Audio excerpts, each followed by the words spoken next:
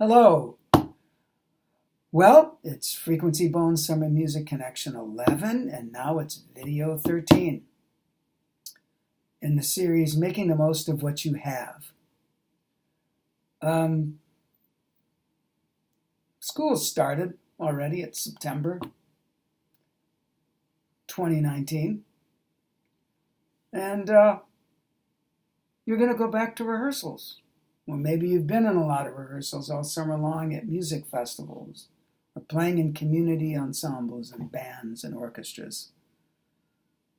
But rehearsals is something that every musician has to be a part of, especially if you're going to be in an orchestra, in a wind ensemble, in a chamber music setting. There are rehearsals. Now, rehearsal, it has the word hearse in it. And they can get a little dead, depending on the conductor's approach, depending on everyone's attitude. They can get a little dead. Now, when you're in youth orchestra and all that, sometimes it's just fun to be there. And you're having a riot, maybe being with other friends that are musicians, and you get to have this special situation where you get to be with music and get into it. And it's new. You haven't played pieces over and over and over and over again. So it still has a certain kind of newness. Now, as a trombonist, in rehearsals, you have to wait a long time. You definitely have to wait a long time sometimes, right? Beethoven symphonies, Brahms symphonies, Mahler symphonies, sometimes just a lot of waiting. Wow, what a great opportunity. Because I really want to call this video Making the Most of Your Rehearsal Time. Video 13 is going to be about that.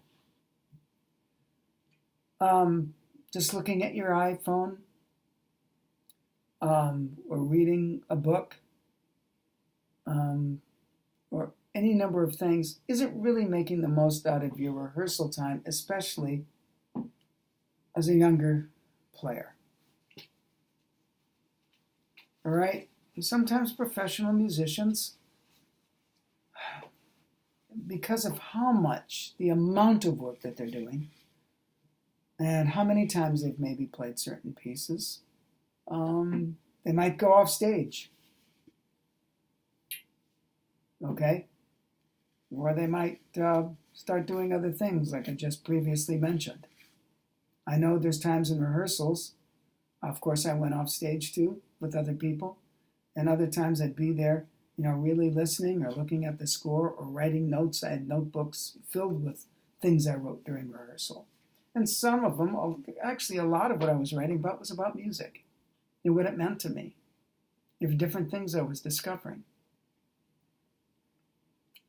But also I remember when I was younger, whether it was in band, orchestra, in elementary school, junior high, high school, and then getting into Tanglewood and other things, and then being a professional starting at 18, I was really paying attention to what the conductor was saying, to how people were responding to the conductor. And I built up, this happened probably ever since I was 11 or 12, built up a real relationship with all the instruments in the orchestra. I'd always talk to my friends who were string players or woodwind players or other brass players and watch and observe and listen while they were practicing, and then see how they put that to play inside of the orchestra or band. And it was great, really, building these relationships with instruments. I was always fascinated by the different possibilities that the different instruments offered. So I know trombonists and probably some other instrumentalists who haven't had a ton of certain kinds of literature written for them. We arrange everything, cello concertos, bassoon concertos, all these things to be played on trombone. And that's fine. It's great. I loved it. I've been doing that since I've been very, very young. And then trombone choir music now. People are writing, Beethoven's 7th, second movement for trombone. So many things, right? A lot of Bruckner motets, other string pieces, other folk music, put it into the trombone choir, so at least we're playing it. Now, that's great. But a wonderful thing about being in a rehearsal in an orchestra setting is being surrounded by a woodwind family, a brass family, a string family. Nicer way of saying section. And then you break it down, right? Violins, first and seconds, and violas, and cellos, and string bass. And then you have the percussion section. How many of you brass players who was ever watching this who aren't percussionists have really learned from percussionists? Percussionists sometimes are some of the most attentive, sensitive players that I've seen, especially in the Boston Symphony when I was in it. I've always amazed when I've worked with percussionists how they were very quick to pick up on the vibe of what I was trying to transmit to them. Isn't that interesting? Wonder why that is.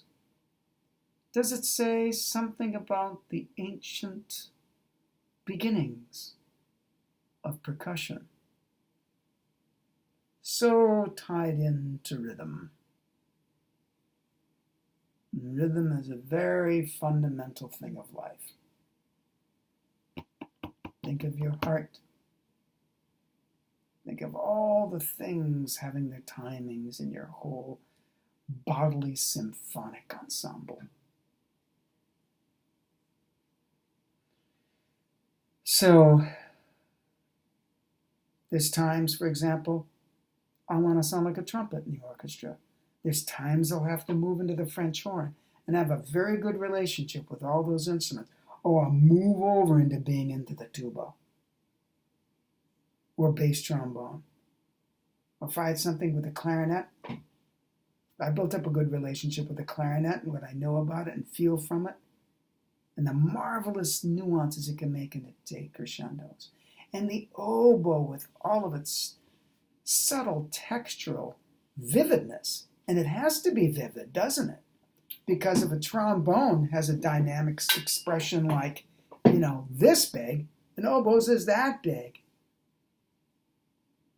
But they have to make each one of those things heard.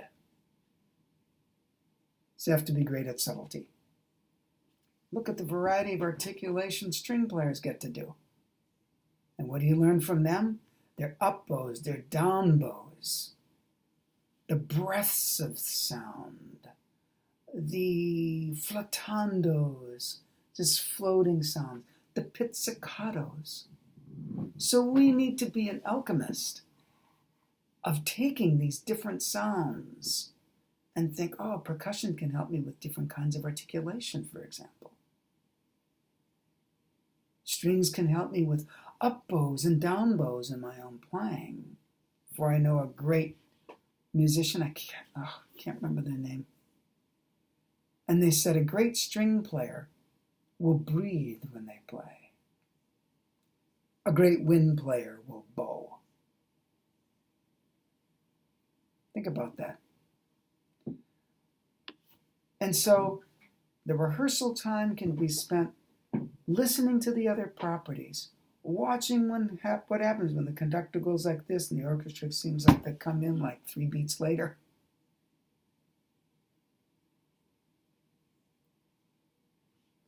Look at all the different sets of communications going on.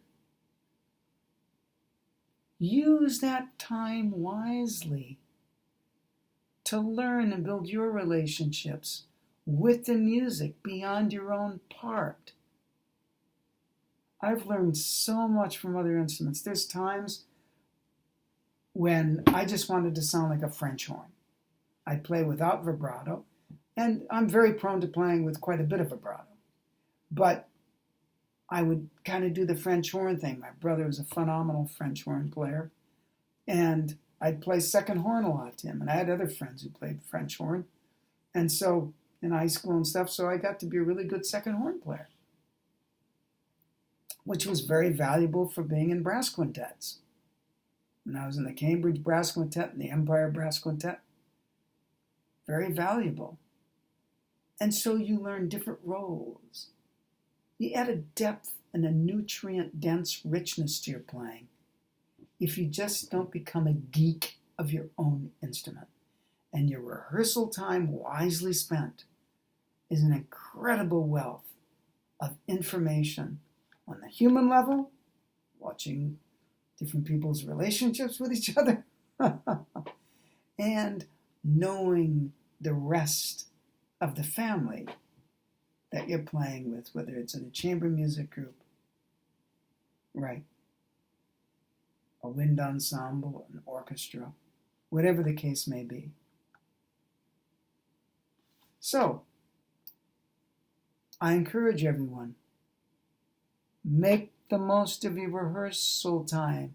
Learn from all. And you might learn about things you don't want to do and things you want to, see if you can distill certain things from different instruments and see if you can do it on your own instrument. After all, playing one instrument is like an artist who only uses pencil. It's one color, but a great sketch artist can make that one gray pencil have a lot of shades and a lot of articulation. Enjoy your rehearsals. Listen.